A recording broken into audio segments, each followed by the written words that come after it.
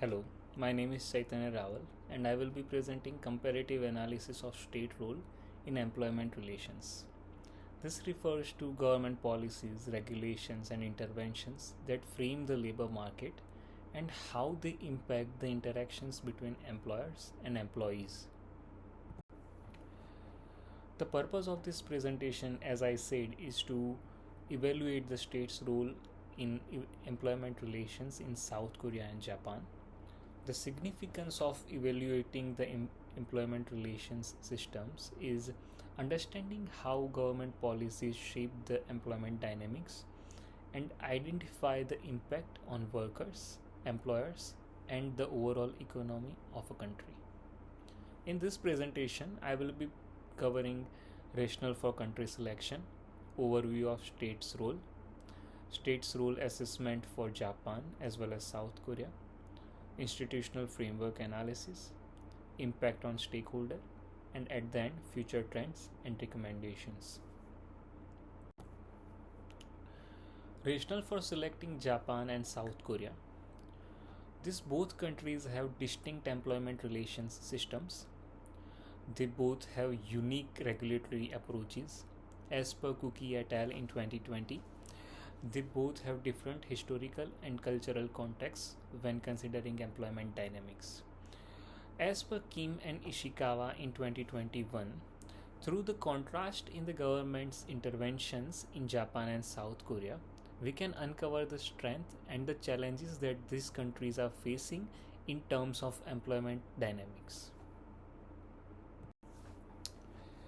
While considering the state's role in employment dynamics, as per Lee et al. In 2020, the state's role in employment relations involves shaping and regulating the labor market and interactions between employers and employees. There are few factors, for example, labor laws, regulations, which shape this employment dynamics for each and every country.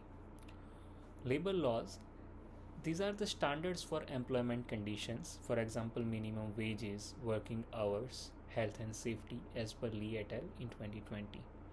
As per Froese et al. In 2020, the regulations are specific rules and guidelines governing the employment, for example, workplace safety, dispute resolutions, etc. As per Jaimun et al. In 2021, the governmental interventions direct actions to influence the labor market, for example, job creation policies, worker training initiatives, etc. Enforcement mechanism does the monitoring compliance and imposing the penalties for violating these labor laws and regulations in each and every country. As per Cookie et al. In 2020, Japan's employment relation system emphasizes harmonious labor relations, lifetime employment, and seniority based wages. It is known as Japanese model. Japan has labor laws and regulations. Labor Standard Act 1947.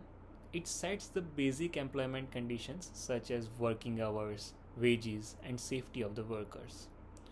Employment Security Act, it regulates job placement services and promotes employment stability. Industrial Safety and Health Act, it ensures workplace safety and health standards as per Suzuki et al. In 2020. These laws and regulations have impact on workers and employers as well. While considering workers, they have job security through lifetime employment practices, stability and predictability in wages due to seniority based systems, strong protection for workplace safety and health. While considering employers, they have long term employee retention, then they have reduced turnover cost, predictable wage increases based on the seniority. As per Yoshida in 2021, the employers in Japan need to balance the traditional practices with the modern labor demands. As per Kautela et al. In 2020, South Korea's employment relations system focuses on labor market regulations, collective bargaining, and workers' protection. South Korea has laws and regulations like Labor Standard Act, It establishes the basic employment conditions such as working hours, wages, and rest periods. Trade Union and Labor Relation Adjustment Act. It regulates the formation and activities of trade unions and collective bargaining processes. Employment Insurance Act. As per Nova Catal in 2021, it provides employment benefits and supports vocational training for the workers. Similarly, these laws and regulations have impact on workers and employers both. Considering the workers, they have enhanced rights and protection through comprehensive labor laws. This collective bargaining empowers the workers to negotiate on better terms. Employment insurance offers financial support during their unemployment. While considering employers, then they are required to comply with extensive labor regulations impacting the operational flexibility that they have in South Korea. Collective bargaining can lead to increased labor costs, and as per Jung and Lim in 2020, employment insurance contributions are an additional financial responsibility that the employer has to bear. As per Nechenska et al. In 2020, the institutional frameworks in employment relations refer to structured systems and organizations established to regulate, manage, and support the employment practices and labor market dynamics. Both South Korea and Japan has particular organizations, agencies, or regulatory bodies. For example, South Korea has Ministry of Employment and Labor, Korean Confederation of Trade Unions, as well as Federation of Korean Trade Unions, Korean Employers Federation, whereas in Japan they have Ministry of Health, Labor and Welfare, Japanese Trade Union Confederation, Japanese Business Federation. As per Singhania and Saini in 2023, the institutional framework in Japan is designed to maintain the harmonious labor relations and ensure compliance with the labor standards. Few key institutions and regulatory bodies are as follow. The Ministry of Health, Labor and Welfare. It formulates the labor policies and oversees the labor standards. It manages social security programs and conducts workplace inspection as per Takemura in 2021. Japanese Trade Union Confederation, considered as one of the largest unions in the world. It represents workers in collective bargaining. It advocates for workers' rights and engages in social dialogue as per Suzuki in 2021. Japanese Business Federation. It represents business interests and influences the labor policies. It promotes harmonious labor relations and competition business practices as per Hori et al. In 2022. As per Lee in 2020, the institutional framework in South Korea focuses on regulating labor relations, ensuring worker protection, and facilitating collective bargaining. Key institutes and regulatory bodies in South Korea are as follow. Ministry of Employment and Labor. It develops labor policy and ensures compliances with the labor laws. As per Lee in 2020, it oversees workplace inspections and enforcement of labor standards. Korean Confederation of Trade Unions represents workers in collective bargaining. As per Lee and Yu in 2023, it advocates for labor rights and improved working conditions. Korean Employers Federation represents employee interest in labor negotiation and policy discussions. As per Fleckenstein et al. In 2024, it promotes sustainable labor relations and a favorable business environment for the workers. These laws and regulations, the state's role in employment dynamics has particular influence on the stakeholders, namely workers, employers, and trade unions. Considering implications on workplace dynamics, then enhanced workers' protections, employers' compliance with labor standards. As per Onkila and Saran in 2022, collective bargaining strength. Implications on negotiation processes, then structured negotiation frameworks, legal support for dispute resolutions.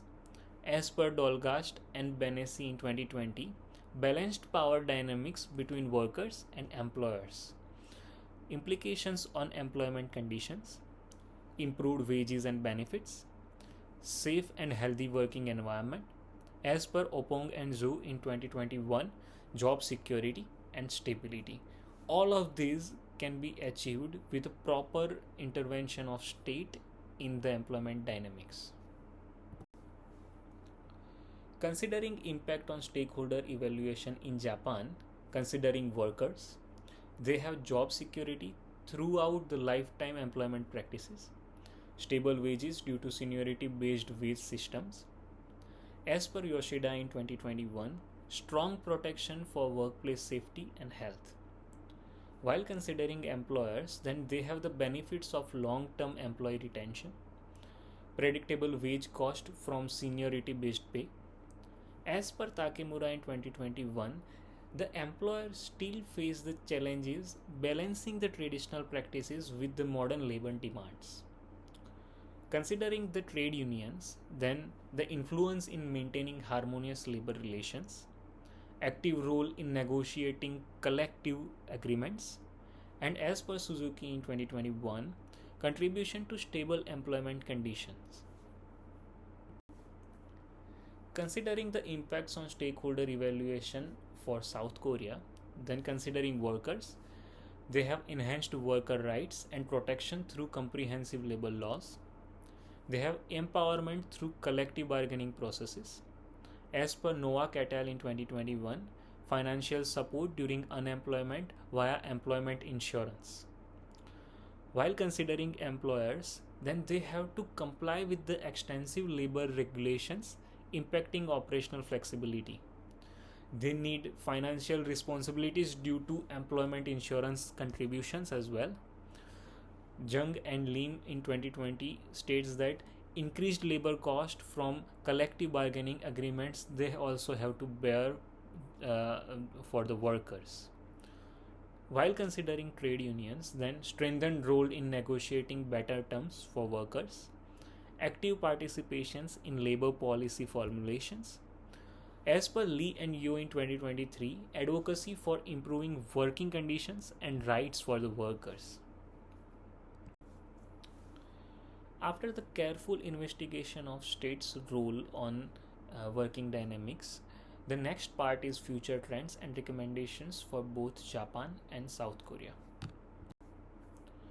The future trends and recommendations for Japan are first, when we talk about future trends, then Japan is trying to shift towards more flexible employment practices nowadays. Japan is trying to balance these traditional employment systems with modern demands of labor. As per Hori et al. In 2022, Japan is trying to address the aging workforce and labor shortage that they are facing nowadays. From these trends, the recommendation for Japan would be Japan should promote greater flexibility in employment contracts and working conditions. Japan should modernize the labor laws to reflect current economy and social realities.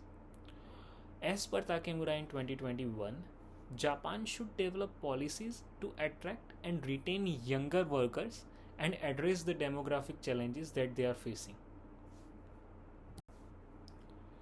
The future trends and recommendations for South Korea are, when we consider future trends, then South Korea is trying to emphasize on digital transformation and workers upskilling as per Flank et al. In 2024. South Korea is trying increased focus on work-life balance and flexible work arrangements. As per Jung and Lim in 2020, South Korea is strengthening the social safety nets for non-traditional workers. The polarization of the labor market between standard employees and non-standard workers is critical issue for South Korea right now. So the recommendations that for the South Korea are, as per Jung and Lim in 2020, South Korea should invest in digital skills, training, and education for the workforce. South Korea should enhance the support for flexible work policies and practices.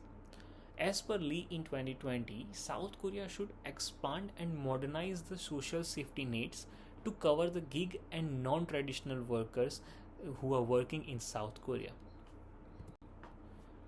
These are the references that I have used to prepare this presentation.